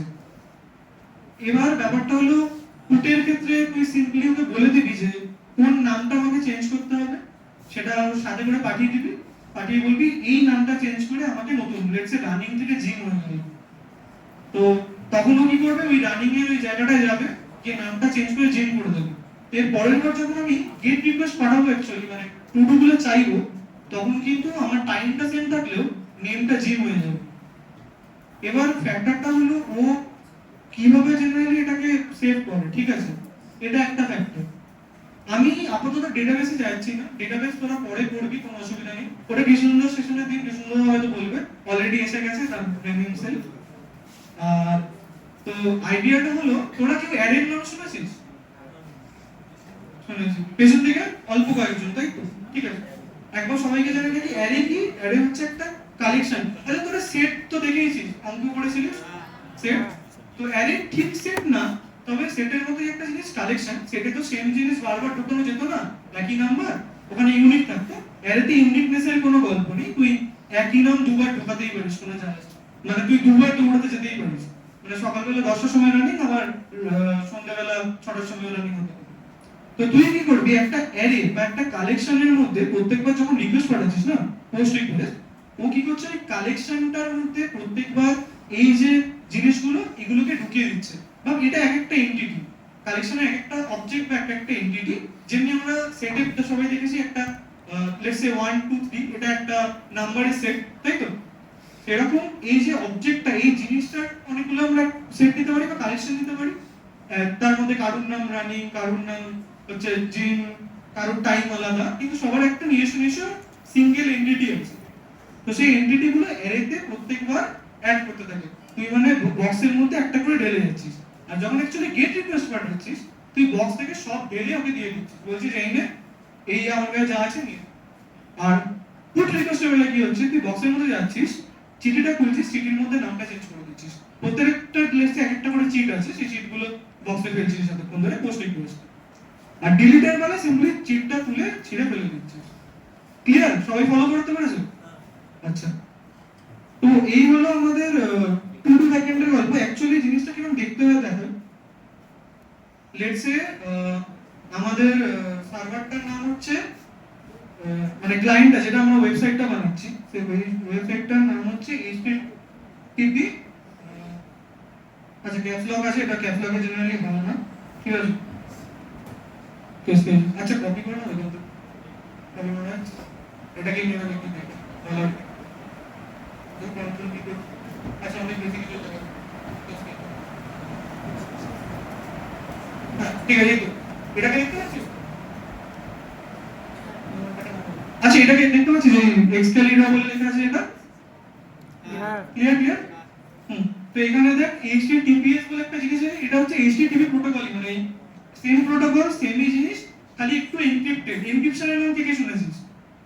আচ্ছা, এনক্রিপ্টেড মানে কাইন্ড অফ একটু মর্ফ করে দেওয়া বা লুকিয়ে দেওয়া, যাতে ইজিলি অন্য কেউ বাইরে থেকে দেখে বুঝতে না পারে তুই কি কথা বলছিস তো সার্ভারের সাথে। তো এই HTTPS থেকে শুরু করে যদি excalibur.com টা শুনি, এটা একটা ডোমেইন, তাই তো? এখানে কোনো আইপি লেখা নেই ডাইরেক্টলি। তো তো ও সিম্পলি কি করছে, ডোমেনের ওই বইটার কাছে যাচ্ছে, খুঁজছে যে ওর সাথে কি আইপি, মানে কোন মেশিনে আমাকে যেতে হবে, মানে অ্যাড্রেসটা কি, আমার বাড়ির অ্যাড্রেসটা কোথায়, সেই বাড়িটায় যাচ্ছে। দেন ওখানে কোডটাও মেনশন করা আছে, অ্যাকচুয়ালি কোন ঘরে ঢুকবো সেটাও মেনশন করা আছে ওই ডকুমেন্টের মধ্যে। তারপরে ও কিছু একটা লিখেছে, সেই লেখাটা আমরা এখনো জানি না যে কেন লিখেছে। অ্যাকচুয়ালি ওটার মধ্যে ও যেটা লিখতে চাইছে ওটার মধ্যে ওটাকে প্যারামিটার বলে। আমি প্রত্যেকবার বলছিলাম না যে তোমার ডেটা পাঠাবো, এবার গেটের বেলায় তুই ধর একবারে তোর সার্ভারে মানে তোর বাক্সতে যা আছে সবকিছু চাইছিস না, মানে তুই চাস লেটস সে ওখানে হলুদ রঙের চিট আছে, লাল রঙের চিট আছে, ব্লু রঙের চিট আছে। এবার তুই আমাকে বলছিস যে সার্ভারকে যে না আমার শুধু ব্লু রঙের চিটটাই চাই আর কোনোগুলো চাই না। তো আমি কি করবো, ওই প্যারামিটারে লেটস সে ব্লু বলে লিখে মানে স্ল্যাশ দিয়ে ব্লু বলে লিখে পাঠিয়ে দেবো। সার্ভারে ওখানে বলা থাকবে ফাংশনটার মধ্যে যে আমাকে প্যারামিটারে যে রং লেখা থাকবে সেই রঙের জিনিসই ফেরত পাঠাতে হবে। মানে এবার তুই সার্ভারের যে বাক্সটার মধ্যে চিটগুলো ছিল তার মধ্যে থেকে শুধু ব্লু চিটগুলো তুলেই ফেরত পাঠাচ্ছিস, ঠিক আছে, আর কিছু পাঠাচ্ছিস না। তো এইটা মেনশন করে আমরা অ্যাকচুয়ালি কি চাই সেটা বলতে পারি। আর এই রিকোয়েস্টের মধ্যে অ্যাকচুয়ালি বডি বলে একটা জিনিস পাঠানো যায়, সেই বডি পোরশনটা আই গেস কৃষ্ণদার সেশনে দেখাবে। তো সেই বডি সেকশনে আমরা ডেটা পাঠাতে পারি, ধরো ডেটা যেটা আমরা ক্রিয়েট করবো, যে চিটের মধ্যে কি লেখা থাকবে বা এই যে টু ডুর মধ্যে এই অবজেক্টটা কিরকম দেখতে হবে, সেই সমস্ত আমরা বডিতে পাঠাতে পারি। আর তোকে কিন্তু সার্ভারকে বলে রাখতে হবে যে ডেটাটা আসছে সেটাকে নিয়ে কি করতে হবে, কারণ তোর কুক যে হোটেলে রান্না করছে সে যদি রান্নাই না করতে জানে, তাকে তুই যতই সবজিতে যাই বল বানাতে, বিরিয়ানি বানাতে বললে ফ্রাইড রাইস বানিয়ে পাঠিয়ে দেবে। তো সেই কেস যাতে না হয় তবে সার্ভারকে ভালোভাবে বলে রাখতে হবে। অ্যাকচুয়ালি প্রোগ্রামিং শেখা কেন, প্রোগ্রামিং ভাব আমাদের একটা ছোট্ট বাচ্চা আছে, একটা ছোট্ট বাচ্চাকে তুই যদি র্যান্ডমলি বললিস কোনো কিছু করতে, তার মনে প্রশ্ন আসে কেন আর কিভাবে। তো প্রোগ্রামিং লেভেলে একটা কম্পিউটারকে বোঝানো একটা বাচ্চার মতো করে যে প্রত্যেক পদে মানে প্রত্যেকটা ডিসিশন কেন করবে আর কিভাবে করবে সেটা ইন ডেপথে বুঝিয়ে দেবে। যদি ইন ডেপথে বুঝিয়ে দিতে পারিস সবটা করে দেবে, ঠিক আছে। ওর কাছে নিজের আইডিয়া নেই, নিজের চেতনা নেই আমাদের মতো একটা বড় লোকের মতো যার কাছে এক্সপিরিয়েন্স নেই, একটা বাচ্চার এক্সপিরিয়েন্স নেই। তো কম্পিউটারের ধরনের এক্সপিরিয়েন্স নেই, যদিও মেশিন লার্নিং এর সাহায্যে এখন আস্তে আস্তে সেই জিনিসটাই ক্রিয়েট করার চেষ্টা চলছে যে একটা কম্পিউটারের এক্সপিরিয়েন্স আসছে। তো আপাতত গল্পটা হলো যে আমরা এই ডেটাগুলো পাঠাতে পারি, কিভাবে পাঠাতে পারি না request.body অথবা request.param, মানে প্যারাম হচ্ছে ওই যে সাইডে text is equal to something লেখা আছে, বা আমি যেটা বললাম ব্লু যদি লিখে পাঠিয়ে দিই ওটা হচ্ছে প্যারাম, আর বডিটা হচ্ছে এই আমাদের নেম রানিং এর যে পোরশন, এই যে অবজেক্টটা এখান থেকে এটা লেখা আছে এই জিনিসটা, যেটা আমরা জেনারেলি বডিতে পাঠিয়ে দিই। তো টুডু ব্যাকএন্ডে আই গেস সবার মোটামুটি ক্লিয়ার আছে একটা ব্যাকএন্ড কিভাবে কাজ করে। তো ক্লায়েন্ট সাইডটা কিরকম দেখতে হয় আমি এখনো বলবো না, ওটা অ্যাকচুয়ালি প্রিয়াংশু বলবে। তো আমি জাস্ট জানতে চাই যে টুডু মানে যদি তোদের এখন একটা বলা হয় যে কেউ একটা তোদের কাছে এসছে, তার লেস একটা টুডু অ্যাপ বানাতে চায়, ক্লায়েন্ট পার্টটা সে সামলে দেবে, তো দুর্দান্ত সুন্দর ফ্রন্টটা লিখতে পারে, এই সামনের ডিজাইন সুন্দর করতে পারে সে। তো কেউ বলেছে একটা সার্ভার বানিয়ে দিতে যার জন্য সে মানে টুডুটা ইউজ করতে পারে, মানে অ্যাট লিস্ট সেটা ফাংশনাল ওয়েবসাইট, স্ট্যাটিক না, মানে সিম্পলি একটা ছবি দেওয়া আছে আর কিছু না সেরকম না। তো তোরা কি ব্যাকএন্ডটা বানাতে পারবি যদি লেটস সে কোডটা তুই চ্যাটজিপিটি তোকে দিয়ে দিল, তুই চ্যাটজিপিটিকে বলে বোঝাতে পারবি যে আমাকে কি বানিয়ে দিতে হবে? সবাই পারবি ম্যাক্সিমাম? আচ্ছা কত পার্সেন্ট পারবি হাত তোল, কত পার্সেন্ট পারবি না হাত তোল। ফার্স্টে পারবি যারা হাত তোল সিম্পলি।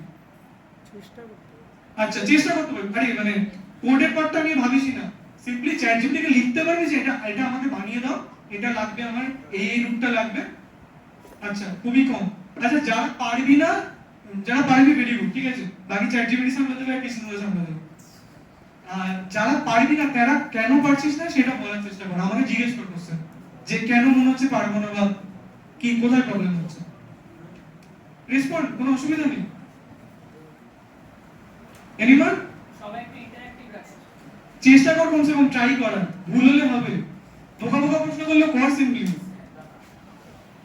প্রশ্ন না করলে মানে কোনোদিন জানার সুযোগই হবে না। যদি চুপ করে বসে থাকিস পরে গিয়ে মনে হবে যে হ্যাঁ হয়তো জিজ্ঞেস করলে হতো কিন্তু হলো না, পরবর্তীকালে একটা প্রবলেম হবে। Anyone any questions? আরে ভাই বানাতে পারবি না কেন তো বল, ইন্টারঅ্যাক্টিভ অডিয়েন্স না কিছু না, স্যাডলি আরে কেন বানাতে পারবি না জানিস না? আরে যারা পারবি হাত তোল, আরেকবার যারা পারবি হাত তোল। আচ্ছা আচ্ছা ওইদিকে আচ্ছা কমলা কমলা জামা বা গেঞ্জি কিছু একটা আছে ভাই সামনে সামনে তোকে হ্যাঁ তোকে পারবি না কেন বল তো হ্যাঁ চেষ্টা করতে হবে সেটাই তো বলছি চ্যাট জিপিটিকে জিজ্ঞেস করলে বলতো হ্যাঁ হ্যাঁ, তো যারা পারবি না এরকম করে র্যান্ডমলি কেউ একটা হাত তুলে বলছে কেন পারবো না কনফিডেন্স নেই আরে ভাই ভাই যা মনে আছে বল দেখে র্যান্ডমলি বল যা খুশি বল কেউ কিছু বলবে না এখানে আরে কি রে বাবা ঠিক আছে তাহলে আপাতত সেমিনার আনসাকসেসফুল ঠিক আছে এরকম ভাবে ভিডিও দিস না ভাই পরে আরে আরে আমি আমার যদি সেমিনার আনসাকসেসফুল হয় কৃষ্ণদা কেস খাবে কিন্তু আর কৃষ্ণদা দুঃখ পেলে কিন্তু চাপ হয়ে যাবে ঠিক আছে এই সব জীবনে এমনি কষ্ট আমাদের আসবো হ্যাঁ মাস মনে আচ্ছা ঠিক আছে আমি আর বেশি বকবো না আপাতত সেমিনার আনসাকসেসফুল মনে হচ্ছে যদি প্রিয়াংশু বাকিটা সাকসেসফুল করতে পারে দেখ ট্রাই করো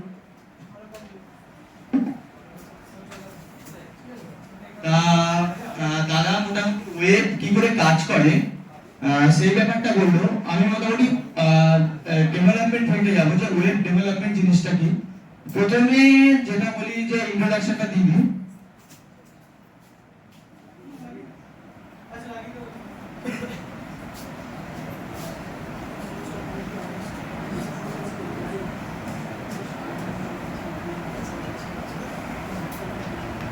মানে ঠিক আছে হ্যাঁ তা মোটামুটি আমার ইন্ট্রোডাকশনটা দিয়ে দিই যে আমি প্রিয়াংশু চক্রবর্তী আর মোটামুটি আমি এখন ভ্যাব ওয়ার্ক বলে একটা কোম্পানিতে ডেভেলপার হিসেবে কাজ করি ঠিক আছে তা মোটামুটি ডেভেলপমেন্ট ফিল্ডে বলতে গেলে ওয়েব ডেভেলপমেন্টকে মোটামুটি দুটো পার্টে ভাগ করা যায় ঠিক আছে প্রথম হচ্ছে ফ্রন্ট এন্ড আর ব্যাক এন্ড কেউ শুনেছিস মানে এরকম দুটো ডিপার্টমেন্টে ভাগ করা যায় আচ্ছা এই যে ফ্রন্ট এন্ড শব্দটার সঙ্গে কতজন পরিচিত মোটামুটি আচ্ছা কেউ বলতে পারি ফ্রন্ট এন্ড জিনিসটা কি যে ইন জেনারেল যে ফ্রন্ট এন্ড মানে বলতে কি বোঝায় ডেভেলপমেন্ট ফিল্ডের কথা বলছি ইন জেনারেল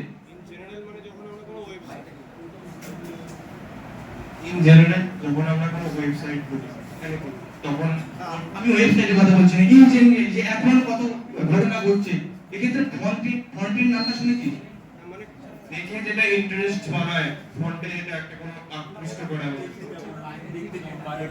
হ্যাঁ একদমই ঠিক তোদের একটা एग्जांपल দিলে তোরা ভালো বুঝতে পারবি যারা জানিস না আর কি যে এখন দেখ কত মিটিং মিছিল আমাদের পশ্চিমবঙ্গে কত মিটিং মিছিল চলছে ঠিক আছে এখানে ফ্রন্ট এন্ডের পার্টটা কি দেখবি যারা ফ্রন্ট এন্ড থেকে ওই মিটিং মিছিলগুলোকে লিড করছে তাদের মুখগুলোই মিডিয়ার মাধ্যমে বারবার টিভি পর্দার সামনে চলে আসে ঠিক আছে তাহলে আমরা কি জানতে পারছি যে ফ্রন্ট এন্ডের মাধ্যমে যে আমাদের যে একটা ওয়েব বল বা যে কোনো মিটিং মিছিলের ক্ষেত্রে যে আমাদের এই যে মিটিং মিছিলগুলো হচ্ছে যে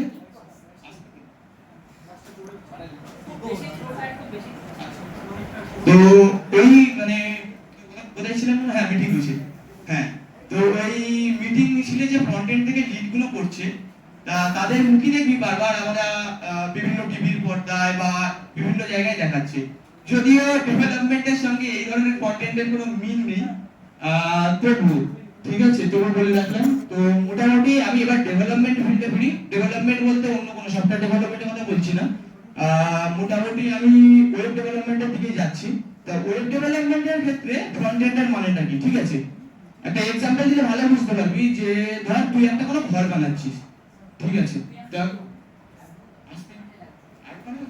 আচ্ছা ডিসটেন্সটা একটু ডিসটেন্সটা বাড়াই আচ্ছা মাইকটা চেঞ্জ হয়ে গেছে না হ্যাঁ এটা না মাইক ওইটাই, mic same। মাইকটা মুখের থেকে হালকা দিয়ে হ্যাঁ হ্যাঁ ওটা তা মোটামুটি ধরো তোরা কোনো ঘর বানাচ্ছিস ঠিক আছে তা ঘর যখন তোরা বানাচ্ছিস সেই ঘরে যে ইন্টেরিয়র পোরশন বা ডিজাইনিং সেটা তোকে ওই ঘরটাতে থাকতে কমফোর্টেবল বানাবে ঠিক আছে সেই ঘরটাতে থাকতে যেটাকে কমফোর্টেবল বানাবে সেই ডিজাইন তোরা কমফোর্টেবল এনজয়েবল হবে সেই জিনিসটাই মোটামুটি একটা ফ্রন্ট এন্ড হিসেবে বোঝায় তা একটা ওয়েবসাইট যদি তোদের একটা ওয়েবের एग्जांपल দিই ধর amazon.in বলে ওয়েবসাইট মোটামুটি সবাই চেনে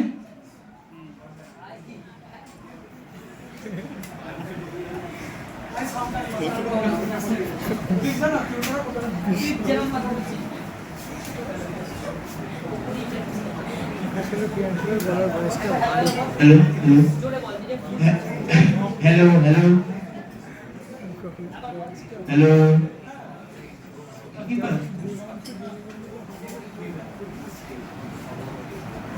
হ্যাঁ, তা যখন তোরা কোনো ওয়েবসাইট যেমন অ্যামাজন বল বা অন্য কোনো ধরনের ওয়েবসাইটে যাচ্ছিস, যে জিনিসটাকে ওই ওয়েবে ইন্টারেক্টিভ বানাবে সেটা হচ্ছে ওই ওয়েবের ফ্রন্ট এন্ডটা, ঠিক আছে?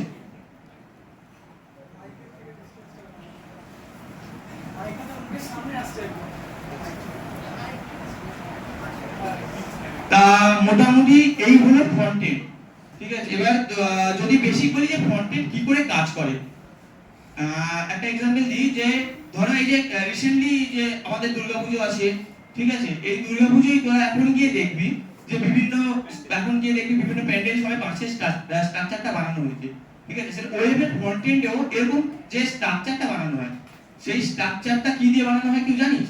কাপড় দিয়ে। না, ওয়েবের ক্ষেত্রে বলছি। সেটা হচ্ছে HTML ফুল ফর্ম কি জানিস?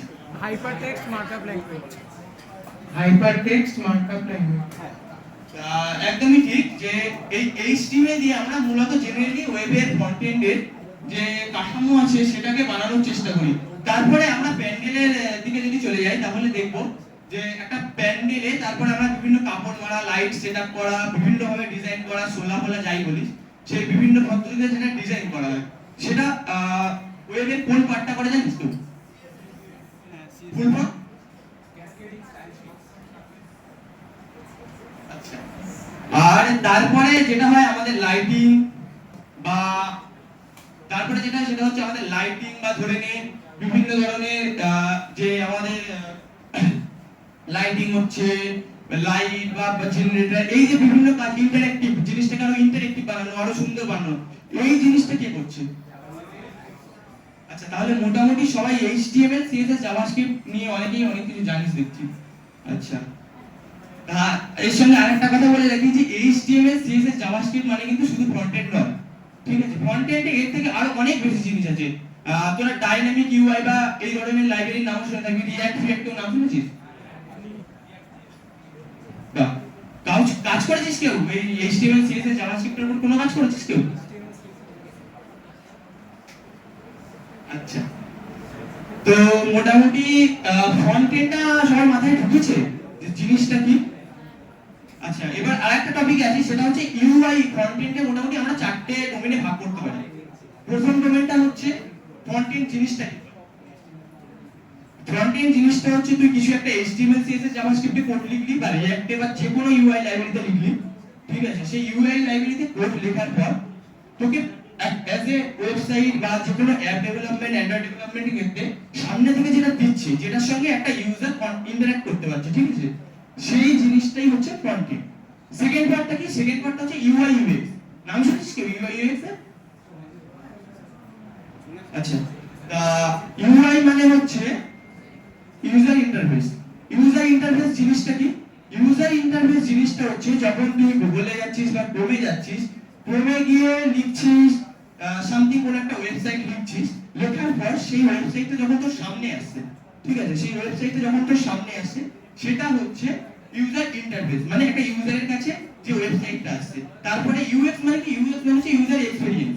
ওকে, তো ইউজার এক্সপেরিয়েন্স জিনিসটা কি? ইউজার এক্সপেরিয়েন্স জিনিসটা হচ্ছে এবার সেই ওয়েবসাইটটাকে তুই কতটা পছন্দ করছিস, একটা সামনাসামনি দেখে তার ডিজাইনিং বল বা তার কালার থিম বা এই ধরনের জিনিসপত্র দেখে ওই ওয়েবসাইটটাকে তোরা কতটা পছন্দ করছিস, সেটা হচ্ছে ইউজার এক্সপেরিয়েন্স। মানে একটা ইউজার ওই ওয়েবসাইটটাকে যদি রেট করতে বলা হয় তাহলে ওই ইউজারটা ওই ওয়েবসাইটটাকে কতটা রেট করছে সেটাই হচ্ছে ইউজার এক্সপেরিয়েন্স। সেকেন্ড থিংটা কি? সেকেন্ড থিংটা হচ্ছে টাইপোগ্রাফি।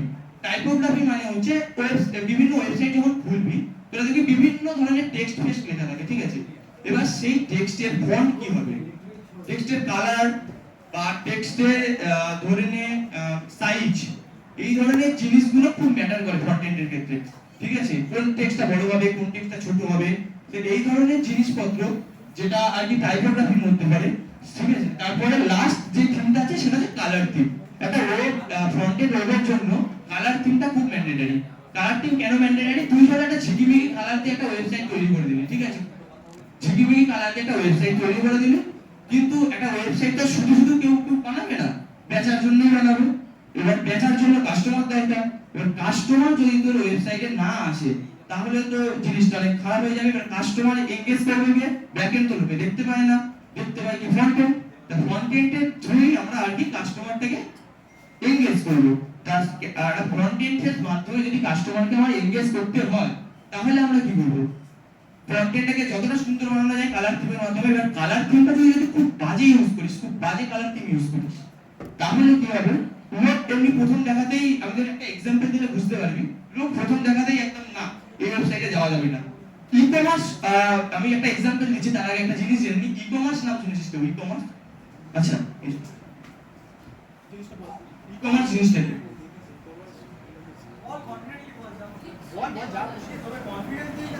আমি ঠিক প্রপারলি জানি না। ইন্টারনেট ইউজ করে কমার্স মানে সেলিং বাইং অল দ্যাট। একটা ই কমার্স ওয়েবসাইটে অ্যামাজন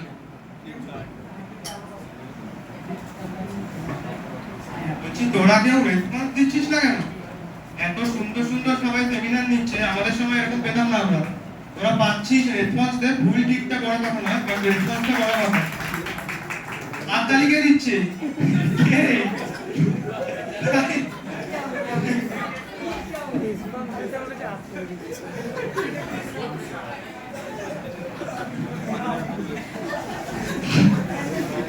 আচ্ছা যাই হোক, তা মোটামুটি যদি ই কমার্স ওয়েবসাইটে একটা এক্সাম্পল দিই, ও যেমন বললে অ্যামাজন। তা অ্যামাজনে যাওয়া যায়।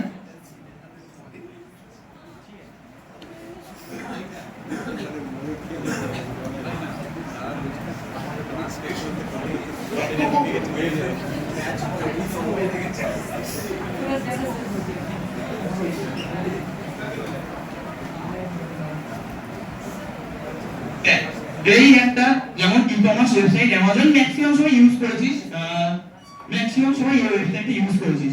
এবার যদি আমি বলি যে এই ওয়েবসাইটটা তুই দেখ, এই ওয়েবসাইটটা দেখলেই যে এর ডিজাইনিং পার্ট বল বা এটা একটা কাস্টমারকে অ্যাট্রাক্ট করতে পারবে, ঠিক আছে? এবার নেক্সট আমি আরেকটা ই কমার্স ওয়েবসাইট দিয়ে দিচ্ছি।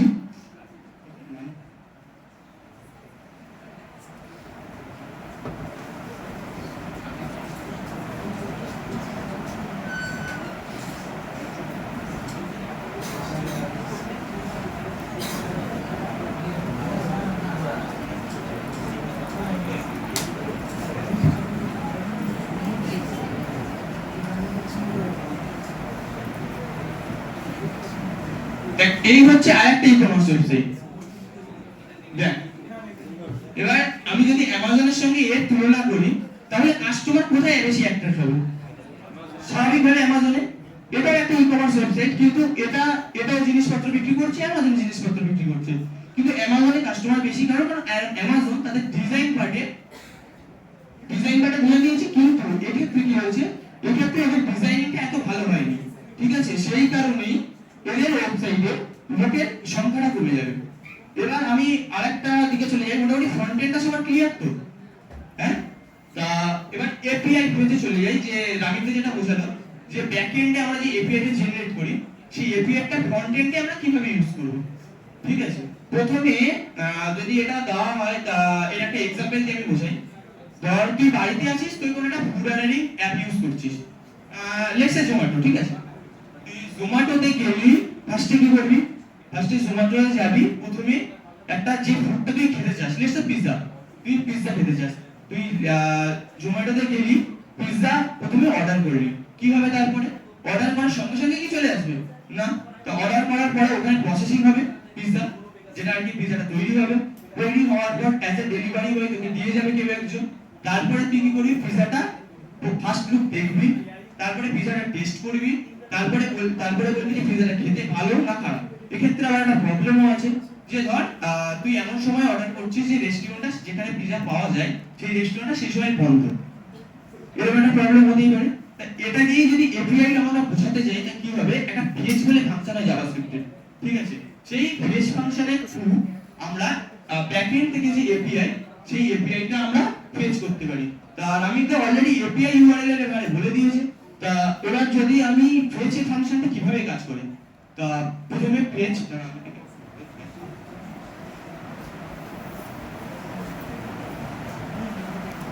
আড়াইটের সেমিনারটা কিছুর উপর আছে GitHub। দেখা যাচ্ছে দেখা যাচ্ছে পেছনে দেখা যাচ্ছে আচ্ছা। তা এই হচ্ছে জাভাস্ক্রিপ্টের ফেচ ফাংশন। তা এই ফাংশনটার মাধ্যমে তুই যেরকম ভাবে ফুড অর্ডারিং অ্যাপে অর্ডার দিচ্ছিলিস, এই ফাংশনের মাধ্যমে এই ফাংশনটা হবে সেরকম একটা ফুড অর্ডারিং অ্যাপ। এটা হবে না একটা ফুড অর্ডারিং অ্যাপ। তুই এখানে কি পাস করবি, এই যে প্যারেন্থেসিস আছে এই ব্র্যাকেটের মধ্যে যেরকম ফুড অর্ডারিং অ্যাপে তুই চুজ করেছিলিস যে কোন খাবারটা খাবি, তুই ওই পেজের মধ্যে তুই যে এপিআইটা কল করতে চাইছিস সেই এপিআই ইউআরএলটা ওখানে পেস্ট করবি। তারপরে কি হবে, তারপরে ওই এপিআইটা সার্ভার থেকে যেহেতু এপিআইটা মানে এপিআইটা আসবে, সেই সার্ভারের প্রথমে এপিআই রিকোয়েস্টটা যাবে, যেরকম ভাবে তোর কুক রান্না করছিল ওই পিৎজাটা, তা সার্ভারে গিয়ে জিনিসটা প্রসেসিং হবে, জিনিসটা সার্ভারে গিয়ে প্রসেসিং হবে। তা প্রসেসিং হওয়ার পর সার্ভার তারপরে রেসপন্ড করবে, যেরকম রান্না হয়ে যাওয়ার পর একটা ডেলিভারি বয় তোকে এসে দিয়ে যাচ্ছিল খাবারটা, সেরকম সার্ভার একটা কিছু রেসপন্ড করবে। সেই রেসপন্ডেড ডেটাটা তুই পাবি না, একদম প্রথমভাবেই পাবি না। যেরকম তোর একটা ফুড অর্ডারিং অ্যাপ এলে তোকে প্রথমে ব্র্যাকেটটা খুলতে হয়, তারপরে তুই খাবারটা দেখতে পাস, সেরকম ভাবে ফ্রন্ট এন্ড থেকে যখন তোর ডেটাটা আসছে, সেই ডেটাটা আসার পর তোকে দেন বলে একটা ফাংশন হয়, সেই দেন ফাংশনে তোকে ওই যে রেসপন্সটা আসছে ব্যাকএন্ড থেকে সার্ভার থেকে, সেই রেসপন্সটাকে প্রসেস করতে হবে। সেই রেসপন্সটাকে প্রসেস করার পর তোরা পাবি হচ্ছে ডেটাটা।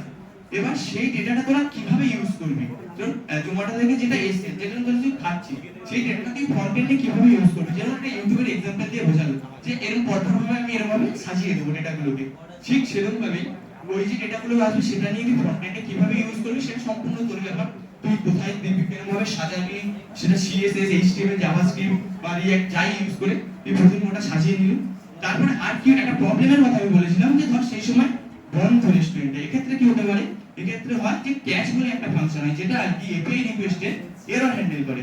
এপিআই রিকোয়েস্টের এরর হ্যান্ডেল মানে তো এপিআই তুই সার্ভারে রিকোয়েস্ট পাঠাচ্ছিস, প্রথম কি কি জিনিস এপিআইটার সঙ্গে হচ্ছে ঘটতে পারে, যে এপিআই যে ইউআরএলটা দিচ্ছিস সেই ইউআরএলটা এক্সিস্ট করে না, মানে হয় ধর ফুড অর্ডারিং অ্যাপে তুই যে খাবারটা অর্ডার করছিস সেই খাবারটা মানে নেই, তাহলে কি হবে, রিকোয়েস্ট করার পর তুই এররই পাবি। দ্বিতীয় প্রশ্ন কি হতে পারে, যেরকম ধরো সার্ভার, যেরকম ধর সার্ভারটা বলে মানে রেস্টুরেন্টটা বললাম বন্ধ, সেরকম সার্ভারটা বন্ধ, সার্ভার তো সবসময় চালু থাকে না, সার্ভারটা বন্ধ, সেই একটা সার্ভারের কাছে তুই যখন এপিআই রিকোয়েস্ট পাঠাচ্ছিস, তাহলে কি হবে যে সার্ভারটা যদি বন্ধ থাকে স্বাভাবিকভাবে ও কোনো রেসপন্স করতে পারবে না, তো ও যদি রেসপন্স না করতে পারে সেক্ষেত্রে তুই এরর পাবি, ঠিক আছে। ডেটা যদি না পাস তাহলে তুই এরর ছাড়া কিছু পাবি না, এপিআই রিকোয়েস্টের ক্ষেত্রে বলছি। তা এই হলো মোটামুটি এপিআই রিকোয়েস্টের ব্যাপার। এবার সেই ডেটাগুলো দিয়ে তুই ফ্রন্ট এন্ডটাকে এইচটিএমএল, সিএসএস, জাভাস্ক্রিপ্ট মাধ্যমে তুই বিভিন্ন ভাবে সাজাতে পারিস। তা মোটামুটি এই হলো হচ্ছে ফ্রন্ট এন্ডের ব্যাপার। কারো কোনো ডাউট আছে?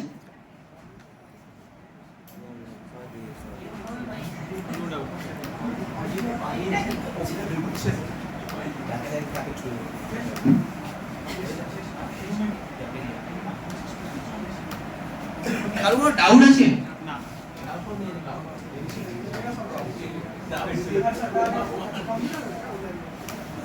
আচ্ছা, একটা জিনিস বলে রাখছি, যারা অ্যাটলিস্ট রেসপন্ড করলি বা কিছু বুঝেছিস, ঠিক আছে, কৃষ্ণেন্দু সেশনটা 19 তারিখে আছে, রাইট? তো আমি বলবো যদি বুঝতে হয় ওটা, আর আমার টপিকটা একটু হলেও মানে কাজ দিয়েও গিয়ে থাকে, আমি জানি দুম করে নতুন জিনিস কমপ্লিটলি বোঝাটা চাপে, আমি তাও চেষ্টা করছিলাম যতটা কাছাকাছি যাওয়া যায় তোদের জিনিসটার সাথে। তো জাভাস্ক্রিপ্টের একটা ভিডিও আমি দেখিয়ে দিচ্ছি একবার। হ্যাঁ, এখানে জাভাস্ক্রিপ্ট 1 hour বলে সার্চ করে এই যে ভিডিওটা দেখতে পাচ্ছিস, একদম ফার্স্ট ভিডিওটা, ছবিটা দেখে নে ভালো করে, এটা দেখে আয়। যাদের মাথায় ঢুকেছে টপিকটা অ্যাটলিস্ট হালকা ফুলকা মানে আন্দাজ হয়েছে, তারা কৃষ্ণেন্দুদার দিনকে কিন্তু কৃষ্ণেন্দুদা অ্যাকচুয়ালি প্রপার ব্যাকএন্ড শেখাবে, ঠিক আছে, যেখানে ইন্ডাস্ট্রিকেটে ব্যাকএন্ড কোড কিভাবে লেখানো হয়। আমি কোডে হাত দিইনি কারণ সবাই হয়তো কাছাকাছি যাবে না, তো যদি কৃষ্ণেন্দুদার দিন বুঝতে হয় শিখে হয়, 6টা দিন টাইম আছে, which is good enough to learn জাভাস্ক্রিপ্টের বেসিক লেভেল, ঠিক আছে। দেন কৃষ্ণেন্দুদা ভালো করে যখন শেখাবে, শেখ, তোরা নিজেরাই প্রপার ওয়েবসাইটে ব্যাকএন্ড বানাতে পারবি। আমি বলে দিতে পারি আমাদের বেশি দিন লাগবে না, হ্যাঁ হয়তো প্রোগ্রামিং নলেজ তোদের খুব বেশি নেই, কিন্তু জাভাস্ক্রিপ্ট ইজ ভেরি ইজি, ঠিক আছে, অ্যাটলিস্ট শিখে বাকি কিছু। আচ্ছা যেহেতু পরের দিন সেশনটা, তাই জন্য দু একটা কোয়েরি আমি পেয়েছি রিগার্ডিং যে জাভাস্ক্রিপ্টের সাথে যেটা আমরা অ্যাসোসিয়েট করে থাকি, that is HTML CSS JavaScript, ঠিক আছে? কিন্তু সিন্স 6 দিনের মধ্যে এই তিনটে জিনিস কভার করা ইজ মানে নেক্সট টু ইম্পসিবল বলবো না, ইজ ইম্পসিবল বেসিক্যালি। তো সেই জন্য ওইভাবে যাস না, ডিরেক্ট জাভাস্ক্রিপ্টে জাম্পিং কর। কোনো রকম HTML CSS এর দরকার পড়বে না জাভাস্ক্রিপ্টে। JavaScript is a multipurpose language, যেটা একটা ওয়েব প্রোগ্রামিং ল্যাঙ্গুয়েজ হিসেবে ইউজ হয়, just one phase of it. Other phase এটা যেমন C++ আমরা করছি অথবা জাভা করছি, সেরকম JavaScript is also standalone language. So কেউ ভাবিস না যে জাভাস্ক্রিপ্ট শেখার জন্য HTML CSS শিখতে লাগবে। রমিক যেটা বললো ওই ভিডিওটা ডিরেক্ট জাম্পিং কর, go to the JavaScript basics and it's good to go, and you are good to go basically যে ওই সেশনটার জন্য। So all the best, over to you Romik. আচ্ছা, তো কৃষ্ণদা যা বললো সেটা তো শুনলি আশা করি। এরপরে যেটা মেনলি বলার ছিল সেটা হলো কমিউনিটির কথা। আমি আগেও বলেছিলাম, যারা অ্যাক্টিভলি কমিউনিটিতে জয়েন করে শিখতে চাস তাদের জন্য আমি কৃষ্ণদা থাকবো, বাকি অন্যান্য সিনিয়ররাও থাকবে পরের দিকে, ঠিক আছে? তাদের ওয়েব ডেভেলপমেন্ট বাদে অন্যান্য যত সাইবার সিকিউরিটি আছে, AIML আছে, সেগুলোতেও অন্যান্য সিনিয়ররা থাকবে। নীলাঞ্জন প্রিয়াংশুও থাকবে, ওরা ওয়েব ডেভেলপমেন্টে খুবই ভালো অ্যাকচুয়ালি, আমাদের মানে অলমোস্ট সেম লেভেলে আছে। তো আমি হেল্প করবো যতটা সম্ভব রিসোর্স শেয়ার করে বা হালকা এরর ফেরার যদি বাজে এররটা সলভ করার জন্য। তো ডিসকর্ড, সবাই যদি ডিসকর্ডে মানে অ্যাকাউন্ট খুলে রাখিস আর অ্যাটলিস্ট ওই ডিসকর্ড কমিউনিটিতে জয়েন করতে পারিস, আই হোপ নেক্সট 6 মান্থস যদি মাথা ঠান্ডা রেখে টানা কাজ করে যেতে পারিস আর শিখিয়ে দিতে পারিস না। আমি 6 মাসে শিখেছিলাম, আমি 6 মাসের মাথায় জব পেয়ে গেছিলাম, সেটা অবভিয়াসলি লাভ। কিন্তু আমি বলছি 6 মাস শেখ, তুই বিগিনার স্টেজে চলে যাবি, তারপরে বাকি কানেকশন লাভ অনেকগুলো ফ্যাক্টর কাজ করে, মার্কেট কিরকম চলছে। কিন্তু 6 মাসের মাথায় জব পাওয়া যায়। তোরা এখন হয়তো জব পেলে যেহেতু করছিস, একটা ইন্টার্নশিপ ল্যান্ড কর, তাতে অ্যাটলিস্ট 5K বা 10K রুপিস তো পেতেই পারিস, হুইচ ইজ কোয়াইট আ লট একটা কলেজ স্টুডেন্টের জন্য কনসিস্টেন্টলি। তো আমি বলবো যাদের শেখার ইচ্ছা আছে, যাদের শেখার ইচ্ছা নেই, আমি আর পুশ করতে চাই না, তারা বাকি তাদের উপর, তারা পরবর্তীকালে অন্য কিছু করতে চাইলে কোনো অসুবিধা নেই, সবার নিজের নিজের লাইন আছে। যাদের শেখার ইচ্ছা আছে প্লিজ জয়েন দ্য কমিউনিটি, আমরা যথাসম্ভব হেল্প করবো, বিশুদ্ধ থাকবে। আর পরবর্তীকালে আমি যখন পাস আউট হয়ে যাবো, নীলাঞ্জন প্রিয়াংশু কন্টিনিউ করবে ওটাকে, আরো তখনকার যারা সিনিয়র থাকবে তো তারা কন্টিনিউ করবে, যারা এখন 3rd ইয়ারে আছে। তো সেখান থেকে শেখা শুরু কর, আর 6টা মাস টাইম দেবে যে ভালো করে। এই 6টা মাস যদি শিখতে পারিস না, নেক্সট 6 মাসের মধ্যে তোরা নিজেদের, তোদের হাতে এই পাওয়ার অফ ক্রিয়েশন যেটা শুরুতে বলছিলাম সেটা থাকবে। তোরা যে কোনো ওয়েবসাইট এমনি মাথায় আসলে বানিয়ে নিতে পারবে। হ্যাঁ, টাইম লাগবে অবভিয়াসলি, এমন না যে দুদিনে একটা ওয়েবসাইট হয়ে যাবে, বাট অ্যাটলিস্ট 2 মাসে তো একটা মেজর ওয়েবসাইট নামানো যায় যদি কাজ শিখে নি। বাকি কিছু বলতে চাও?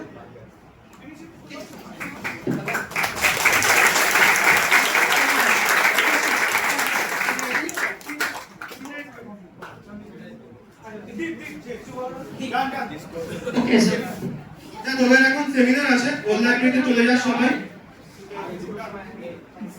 ও হ্যাঁ, তোদের 12:30 যে সেমিনারটা আছে, তারপরে আরেকটা আমাদের সেমিনার হবে, আমাদের সিনিয়র অর্নেশ দাস আমাদের সেমিনার নেবে 2:30 থেকে। তো তোরা এখন যেতে পারিস ওল লাইব্রেরি। ওই সাইডে কাজগুলো সেমিনার রেখেছি, আমি ওটাই ভাবছি বন্ধ করি।